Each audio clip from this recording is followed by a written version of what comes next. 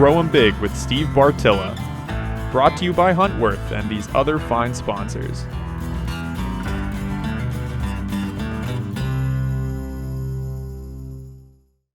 I like to think that I'm just barely intelligent enough to realize when I'm not the expert in the room.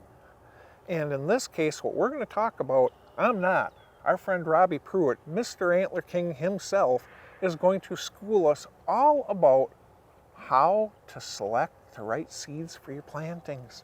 Because frankly, every darn year, over and over and over, I got to believe this is your most common Absolutely. question. What should I plant? Yep. So Robbie, what should everybody plant? Well, I start off by region. I want to know where you're from, Perfect. where you're at, Perfect. where your plot's at. You getting sun? You don't have enough sun. Shade and sun plays a big factor in it. So when you have an area that is a shaded type area, you're less than 5 hours of sun a day, you really want to watch them premium varieties because they need a good amount of sun, 5+ hours. So that's where you look into products, such as ours, our Game Changer Clover, our No Sweat. That is our shaded type area mixes. But now, Well, and if I may, I can tell you from my own experience, fall, winter, spring. Now, are you going to produce, fall, winter, spring is a cereal rye-based product. Yep. Are you going to produce a ton of grain the next year in a heavily shaded plot? No, you are not. No. But no. do the deer even eat that grain hardly at all? No, absolutely. But it's the greens that we're really Yes, that's trying- what.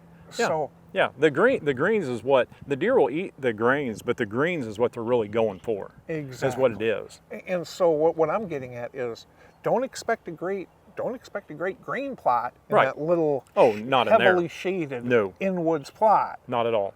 But you sure can grow a heck of a green plot. You can can't a ya? big green plot. Of Yes, cereal you rye. can. And that, and the only reason I'm interrupting here on this is because when you are first starting plots anywhere that hasn't been farmed, remember, you got to take care of your soil. Yep. And I'll tell you what, there ain't nothing out there that I know of that's anywhere near as good at taking care of your soil as Yep. cereal rye. By breaking up that hard pan, Yep. by controlling weeds because it gives off its own herbicide, Yep. by mining, they have now found all three, N, P, and K Yeah. for you. Yes. It is, and oh, by the way, the best diaper you got for your deer Yeah. and turkeys in the spring. Yep, it for is. Spring green up. Please continue. It is. But no, with that, like I say, with the shade in the sun, that's a big thing.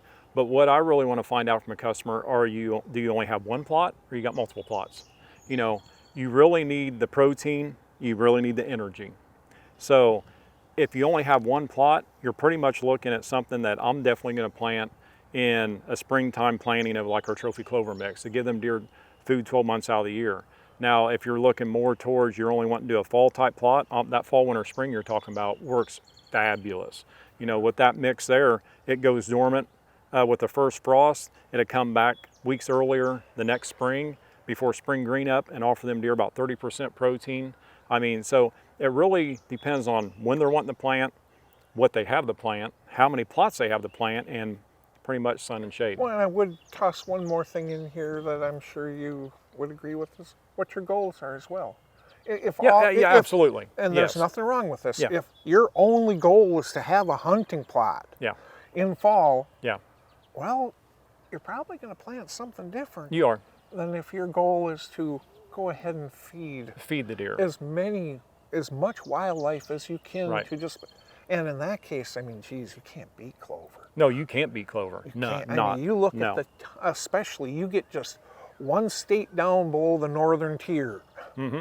And we're talking a 365-day-a-year food source. Food source.